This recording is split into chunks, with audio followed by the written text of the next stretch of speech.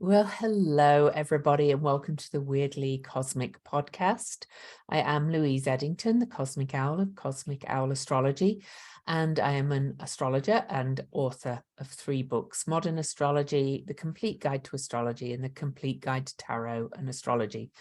You can check the links out for those in my Amazon store, which is going to be in the show notes below. But wow. I'm recording this on November the 10th, 2 days after the most intense full blood red moon eclipse that was on the US election day. But now we move on. We move on to a Sagittarius new moon, my favorite new moon of the year, because I have a Sagittarius stellium and it's my birthday month. But seriously, this new moon is the most beautiful new moon I've seen. And there's lots of reasons why. Well, when I say lots, it's actually kind of quite pretty straightforward and simple in a very Sagittarian way. And I'll explain that in a minute when we look at the chart. But I pulled a card for this lunation, for this new moon at 1 degree Sagittarius. And I pulled the Hierophant, which happens to be my actual tarot card, my personal tarot card, because I am born on I am a 5 life path. The Hierophant is really about faith and about kind of making sense of the spiritual messages so that you can learn to find some meaning and beyond, above and beyond the material world. The Hierophant is about ethics and morality, philosophy, religious teachings and traditions, and a conceptual framework against which things can be placed. It's one of my favorite cards. It's called the Pope card in some decks, and it's one of my favorite cards because it's my card. But I find it interesting with this that this is the Taurus card. Okay. And it didn't kind of make sense to me in many ways, but if we look at this card in the Thoth Tarot, we've got the 5-pointed star in the middle, which is the Venus symbol, and we have a Taurus North Node right now, and it brings in all the elements and the signs around it. It's kind of having faith in the meaning of the cosmos, to my mind, and bringing in all this higher knowledge down to earth and integrating it to bring some meaning into our lives. And this is really important after all the changes that we've been having, in my opinion. So I think this is a wonderful card for this Sagittarius new moon. So let's have a look at the chart and then we'll talk about this energy. So here we have the new moon, 1 degree Sagittarius. Okay. I actually have this chart set for Washington, D.C., especially because we've been going through some stuff and the election results are not going to be fully known for some time. We have retrograde Mars actually on the US Mars return on this lunation with 21 degrees Gemini on the ascendant. I think this is a good thing for the future, but I'm not going to talk about politics too much. I'm going to talk about the lunation in general, but I just wanted to put that out there. It kind of feels like we've reached a turning point in this country and globally, where things are going to start turning around and we can find our faith again, and we can have faith and find meaning and reach towards it. But anyway, so this lunation is a sun conjunct moon. It's at 1 degree, 37 minutes of Sagittarius. We also have Venus and Mercury in Sagittarius. Venus is just 8 degrees away from the new moon, and Mercury is 9 degrees away from the new moon. Both are emerging out from under the beams of the sun. They'll be visible in some places of the world and not visible in some places in other places, but they'll be visible as evening stars. We're really starting new cycles. On October the 22nd, Venus had the first Libra Venus-Sun conjunction, or Venus star point in Libra since 1879 at 29 degrees Libra. So Venus is starting a major new cycle. Mercury was cazimi the sun on the eclipse on November the 8th. In fact, the whole eclipse happened while Mercury was cazimi. That means within 17 minutes either side of the sun. That the cazimi lasted for a full, like, almost 22 hours, and the eclipse was pretty much right in the middle.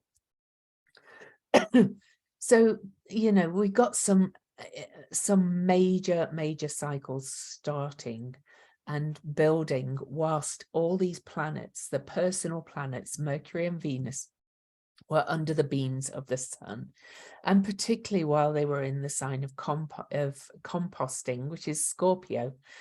But now we're emerging out of this composting energy of Scorpio into Sagittarius. And if you think about the meaning of Sagittarius, it's pointing its arrows everywhere, but I'll talk more about that in a minute.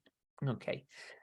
Other things that I'm going to talk about, because I think we're going to get a huge rush of hopium, faith and optimism, is that Jupiter turns direct 5 minutes after this new moon is exact.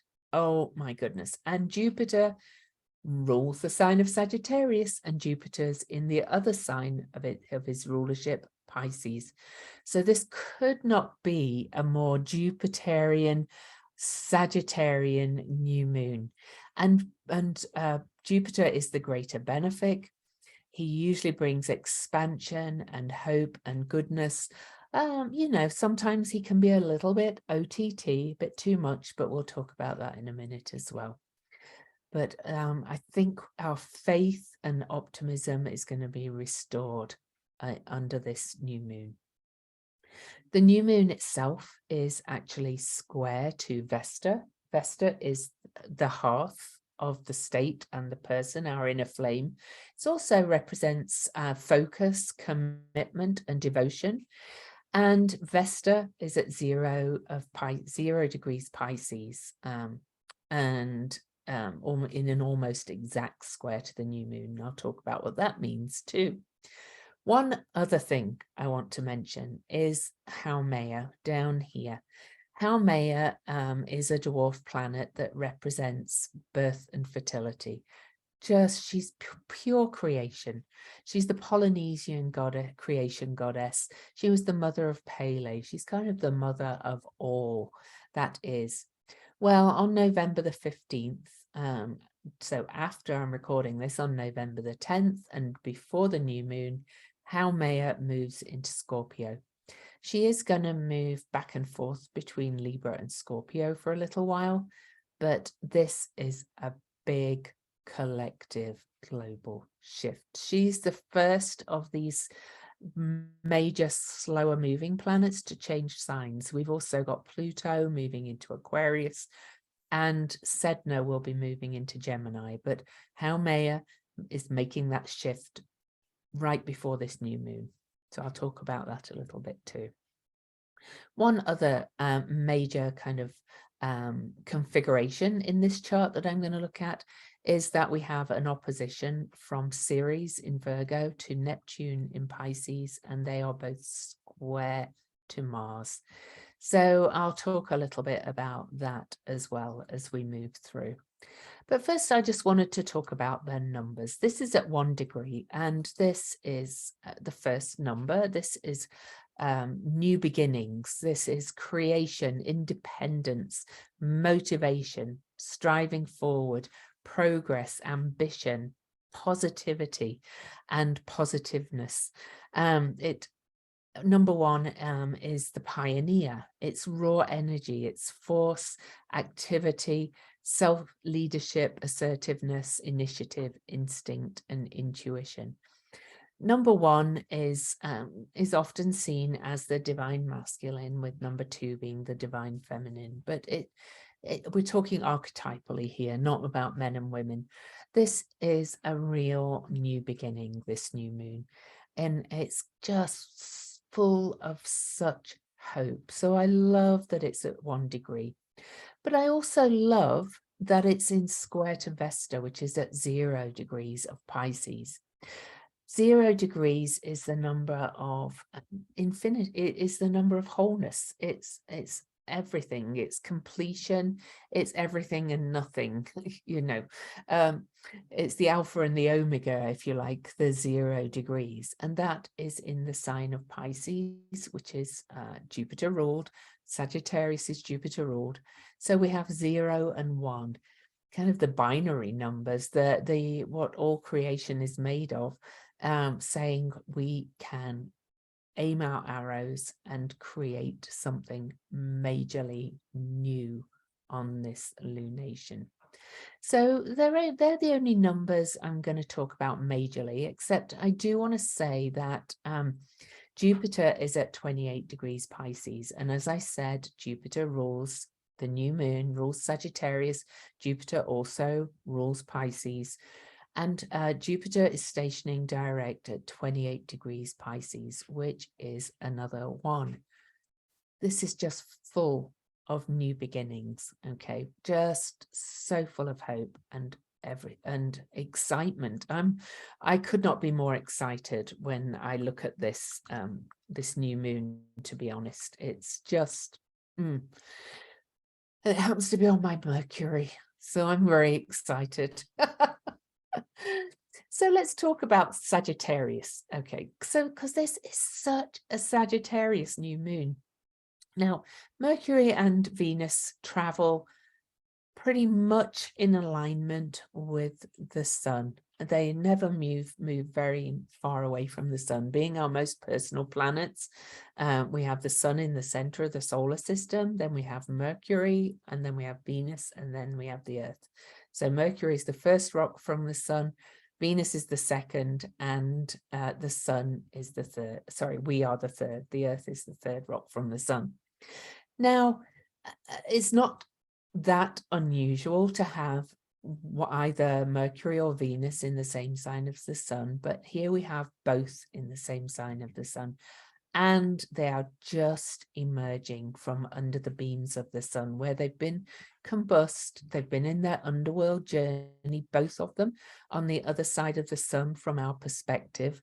They've been in that underworld behind the sun, in exile, kind of taking in new information from the cosmos, kind of going through a growth journey. Much of this time was spent in Scorpio, which is, as I said, this composting sign on the south node with that eclipse.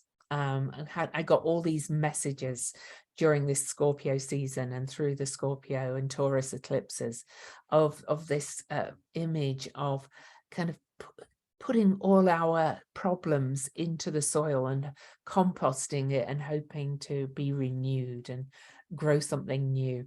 And now we come out into Sagittarius. Now let me give you some keywords for Sagittarius. Well, Sagittarius, as I said, is ruled by Jupiter, and it's a mutable fire sign. So it's fiery, it's passion, it's energy, and it's ruled by Jupiter. And the key concept really for Sagittarius is aspiration towards an ideal. Sagittarius is the wanderer with an A and the wanderer with an O of the zodiac. They're constantly seeking truth, seeking higher knowledge. It's the philosopher of the zodiac. It's the traveler, of the wanderer physically of the zodiac, the wanderer of the mind, constantly seeking to understand. That could be a key phrase for Sagittarius. They want to understand how everything works. They want to understand the truth of things. Can you tell I have a Sagittarius stellium? I kind of know this sign the best of all of them. You know, the constant taking in information but it's the kind of higher information, wanting to understand the higher concepts, and very idealistic as well, and also has a great desire for adventure and experience. Sagittarius is an experiential sign. It wants to get out there and learn by doing and learn by experiencing.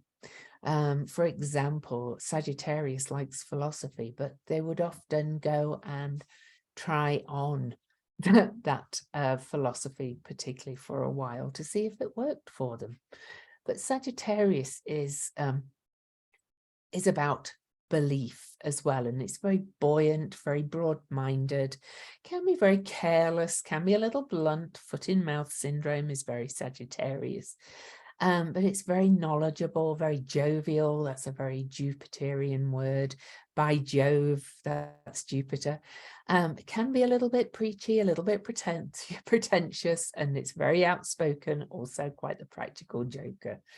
But being a Sagittarius myself and knowing the Sagittarius so well, I just know that even if it can be a little bit much, a little bit over the top, Sagittarius is always positive and optimistic and really means well, even if it is a little bit blunt at times. It's just seeking adventure and spontaneity and fun, and to experience life, basically. So this new moon is bringing that energy in major ways. So not only is it at the 1 degree, as I said, we've got Mercury at 10 degrees, which is a 1 degree. Mercury, the mind in Sagittarius, said to be in detriment, but my own Mercury in Sagittarius is perfectly happy there, really. I think the problem with Mercury in Sagittarius is that sometimes it's exacerbating its dogmatic views a little bit, and its tendency to be bluntly truthful. But hey, that's just the way it is. Then we have Venus there, actually at 9 degrees, just behind Mercury. Mercury and Venus will have just been conjunct just before this new moon, so we're having a new Mercury-Venus cycle also. So we're getting messages about where we want to shoot our arrows in regards to our relationships and our values and our creativity. Venus has been in this major time of transformation, and we're emerging, ready to kind of set out on this adventure with what we've learned and how we've changed and how we want to experience our life in future. And Sagittarius, more than anything as well, is not just about understanding, but it's about belief. Sagittarius has to believe in something. It's really idealistic. And then Jupiter, its ruling planet, is in Pisces, the sign of faith and surrender and trust and connection with the unconscious.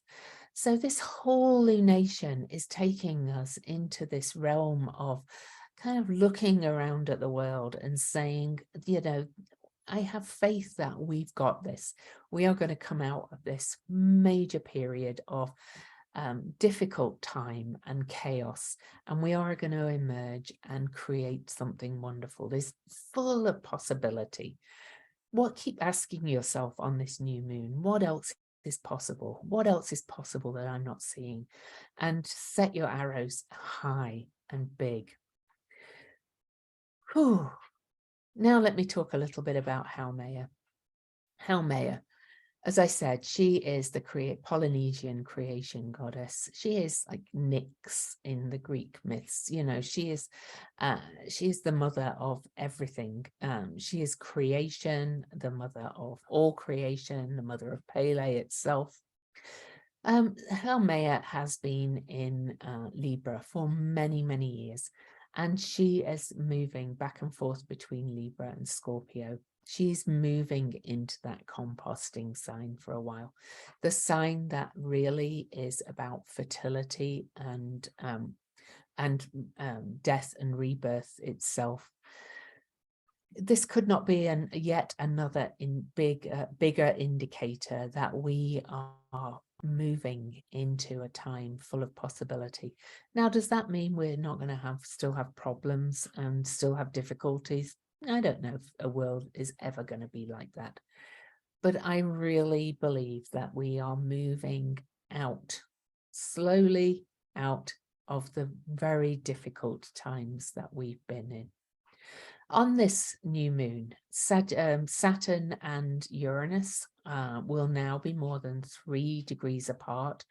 Their Saturn-Uranus square that has been dominating the last couple of years, causing a lot of clashes and separation and difficulty, is moving apart, and Saturn is now moving towards Uranus. This square is easing. The eclipse was kind of the last blast, really, of this Saturn-Uranus square. We'll still be feeling the fallout, of course, between, this Saturn-Uranus square. But by the new moon, they'll be more than 3 degrees away and starting to move further and further apart over time. Now, the other thing I should have mentioned is that not only does Jupiter station direct at 28 degrees of Pisces on the new moon, 5 minutes afterwards, literally 5 minutes, and Jupiter's the ruler of Pisces. Neptune is kind of the co-ruler of Pisces, or the modern ruler of Pisces, and Neptune is stationing direct on December the 3rd. So just 10 days after this new moon, Neptune is stationing direct. And so Neptune is such a slow moving and vast energy that we'll be starting to feel that station, especially because Jupiter stations direct only 6 degrees away from Neptune on the new moon.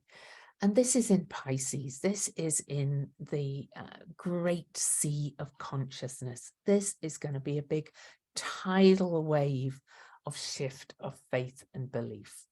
I think we're going to start finding more faith in humanity, faith that we've got this.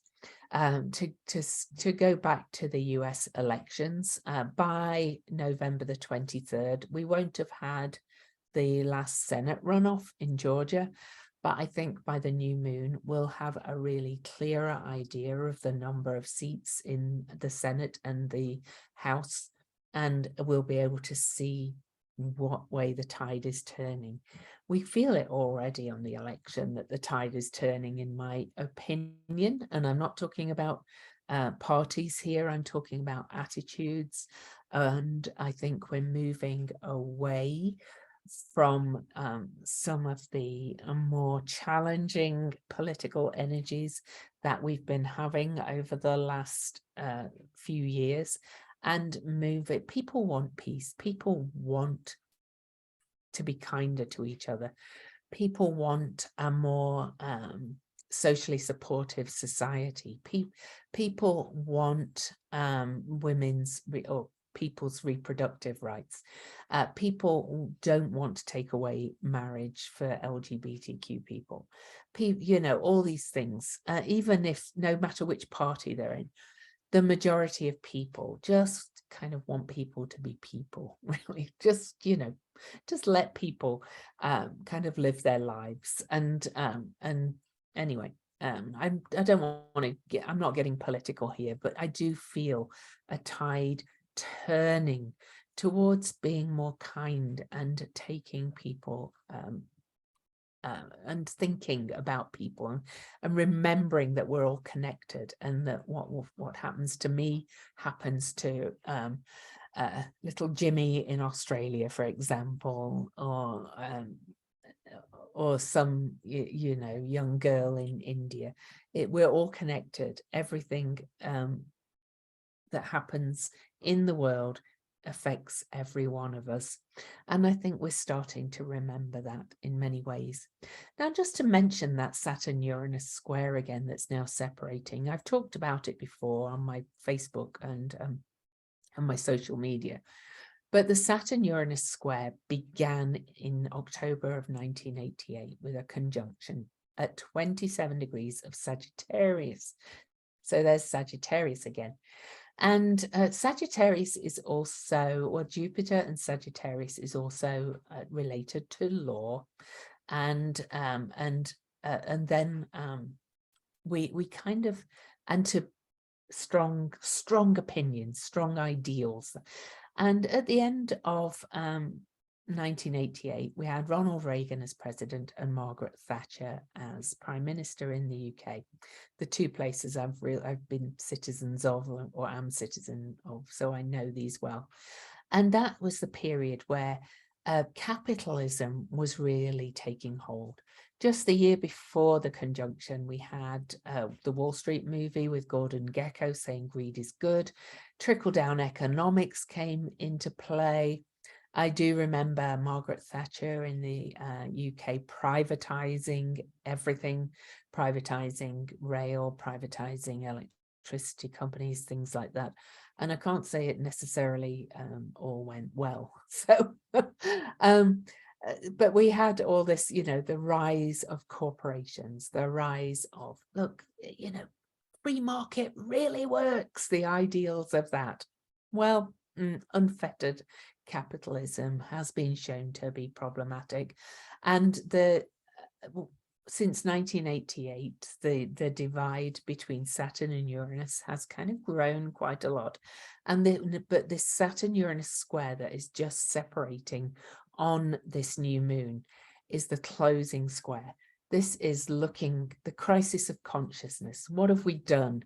What do we need to stop? What do we need to change and let go of in the next 10 years before Saturn and Uranus meet in 2032 at 28 degrees Gemini? But that's an aside. That's a much bigger picture. But that appears to be where we're going.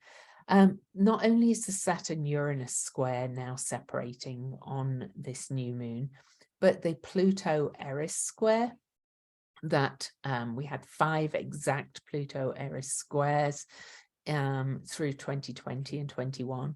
And towards the end of this year, 2022, they came close to a last exact square as well. But they are now more than 2 degrees apart and separating apart, and Pluto is moving towards Eris. So we've got 2 majorly disruptive squares ending, and this new moon is really the first new moon where they are really starting to move apart. So again, another indicator of a new beginning. Now, let me just talk about this T-square between Ceres, Neptune, and Mars. Mars is having a retrograde in Gemini. It turned retrograde at 25 degrees of Gemini and is moving back to 8 degrees of Gemini. And Mars in Gemini can be very assertive, very quick thinking, very wanting change very quickly. Mars is in Gemini is now saying, slow your roll. Start to be more careful how your words hurt. Start to think more carefully about how you speak to others. If you can't be, it kind of, this retrograde could be the epitome of, if you can't say something nice, don't say anything at all. And it's also about our local community and our drive to create local community. We're kind of being pulled back into the local community and say that, you know, really think about your alliances and your connections, and revisit some and maybe cut some people out. But that doesn't mean to be harshly. That just means if they're not working for you and they're not part of you, you don't have to be friends with everybody. It's kind of pull everything back in. Now, what the big interesting thing to me, if I look at the bigger picture cycles, is that Mars turned retrograde where Saturn and Uranus, well, 2 degrees away from 3, where Saturn and Uranus will meet in 2032. And Mars doesn't go retrograde fully in Gemini very often. The last time was in 1943 into 1944. So, you know, these are big cycles again. But anyway, and Mars is this retrograde, this revisiting, rediscovering, reimagining is square to Neptune in Pisces, that is slowing down to station direct in that area, in the area of connection with the unconscious, with the muse, the mystery, and the remembering and surrendering to the fact that we are all interconnected. And the Neptune is at 22 degrees, which is the master builder number. And that's an important number because it's aspecting where we had a major conflagration of planets in Capricorn on January the 12th, 2020, as the pandemic started.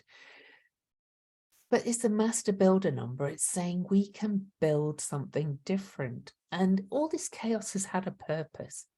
It may have been very unpleasant for us all, for a lot of us, and for some way worse than others, of course.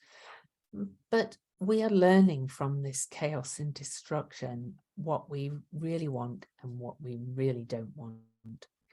Now, Neptune is almost exactly opposing Ceres on this new moon, and Ceres is at 22 degrees of Virgo. Now, Ceres was discovered at 23 degrees of Taurus, another earth sign. So she's in a nice trine aspect to her discovery degree. There's been a little bit of discussion, shall we say, amongst astrologers as to what sign Ceres rules. Now, I think she actually doesn't really rule a sign, but she is associated with all the earth signs, and particularly with Taurus and Virgo. She's the goddess of the grain, of the harvest, which is very Virgo and very grainy.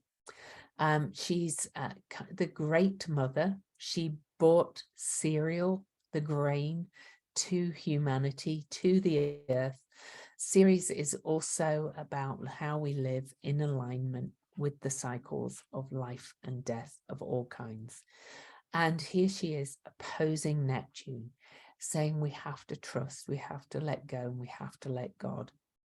Now, the square to Mars, talked about the Mars retrograde a little bit already, is asking us what we need to change so that we can live more in alignment with the earth in this future that we are creating now. How do we forgive ourselves and come back together into community? How do we bring the change or be the change we want to see in the world? That's what this T-square is saying to my mind. And the fact that Ceres is trine to her discovery degree, which was 23 of Taurus, actually brings in the Hierophant. We have to have some faith. Wow, it's quite astounding. I'm just kind of looking at the chart to see if there's anything else I want to talk about particularly. We do have a T-square between Pallas Athena and Black Moon Lilith in Cancer, and opposing Pluto and square to Eris. Remember that Pluto-Eris square is separating. Pallas Athena is the wise owl. She is the creative intelligence asteroid. She's a strategist. She is in the Cancer, the sign of the mother, the sign of family, the sign of protection, the sign of self-care and self-love. And Black Moon Lilith was the original female, the original wife of Adam. She's our kind of very wild, elemental, feminine, divine feminine energy. And those two in Cancer are kind of taking on Pluto and saying, yep, the patriarch is dying. It's here's how we can move forward. Preserve what's good of what we have and bring in something more kind, more loving, more equitable. So, and the square to Eris is basically kind of bringing in the marginalized and the outsiders. So I really cannot be more excited about this new moon. It's just amazing. So shall we move to the symbols? Before I read the symbols out, the Chandra symbols and the Sabian symbols, I want to ask you to subscribe, and I really want to thank you for watching, and I really want to thank you for being here, all of you. My YouTube channel is growing finally. If you feel so called, I would love it if you would leave me a thumbs up. If you're not already a subscriber, please subscribe. Leave me a comment if you can as well. And please, even if you kind of run out of time, leave the video running to the end. YouTube likes people to watch to the end. So, but I'm hoping you'll like to hear the message till the end and stay on to listen to the symbols too. But I'm so close to my YouTube channel kind of really taking off that I would really appreciate your support.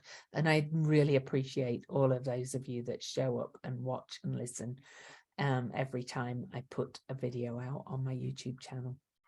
Okay, so let's move to the Sabian symbol.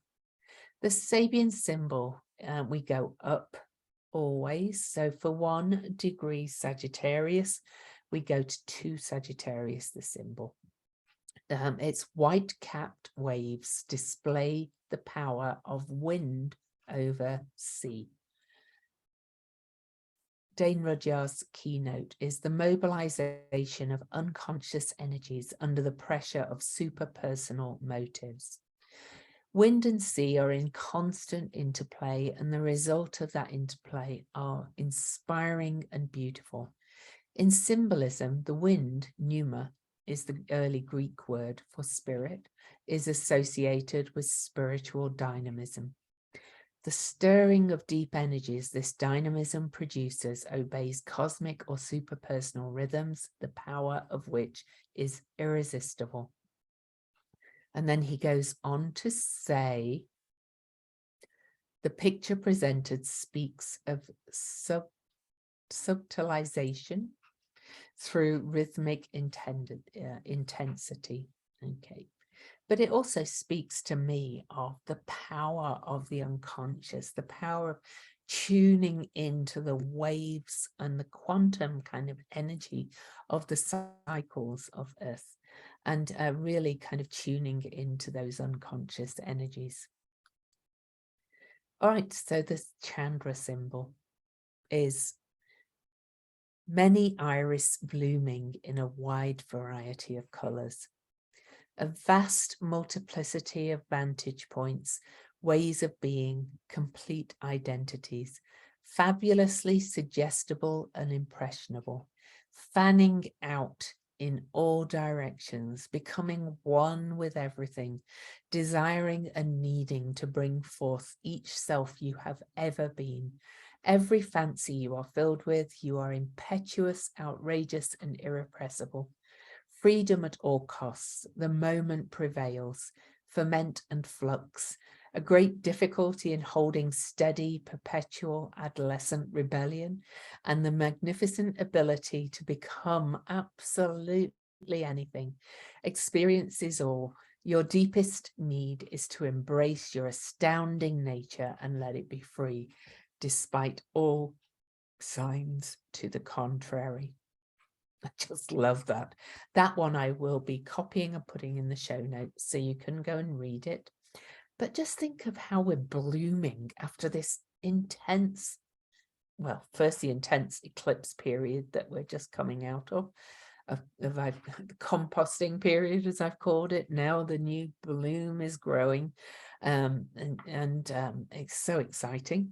But also just after several years of very challenging, difficult periods. Okay, so the Chandra symbol, I am going to read you the Chandra symbol for Jupiter station as well, because it's stationing, it's the ruler, and it's stationing direct 5 minutes after the new moon. Balinese dancers wearing elaborate gold costumes, scintillating performance, learning by heart all of the ways to perfect the earth dance, elaborately and ritualistically devising and setting up cycles, projects, programs, and trainings to master skills, to develop missing areas, and to make up for what are felt to be gaps and gaping holes. Remedial practice, going back to go forward, relentlessly pursuing perfection.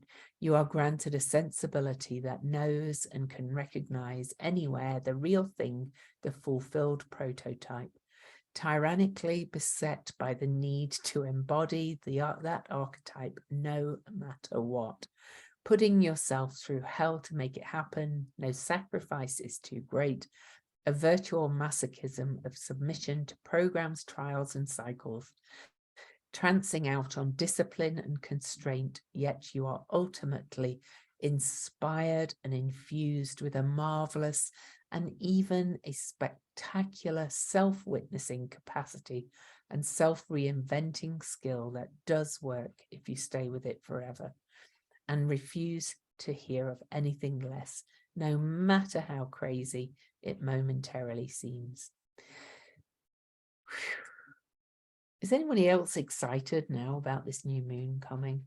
You know, not only is it in my favorite season of the year, it's just full of new beginnings, potential, excitement, possibility, faith, belief, hope, optimism. I've probably said one of those words twice at least. You know, if you have anything around 1 degree of the mutable signs, okay, that is Gemini, Virgo, Sagittarius, and Pisces, you'll be really feeling this. Again, if you've got anything around 28 degrees of those signs, because of Jupiter stationing direct, you'll be most affected by this. And also the around 21-2 degrees. This is a very mutable new moon in all the ways, almost all the aspects apart from the separating squares are mutable, and that means changes are coming, and positive changes are coming. So it's so good to be able to come on here and say this new moon just looks beautiful. There's nothing about it that kind of makes me go, ooh, not even a Mars square, because Mars is retrograde and slowed his roll and is learning some lessons through this. And even that is not a challenging thing. So enjoy this new moon, set big intentions, and think faith and hope and trust and belief when you set those intentions. This is all about spirit and what you desire spiritually to move forward into. So think about that when you set your intentions. And for now, go forth and prosper. Oh, thanks.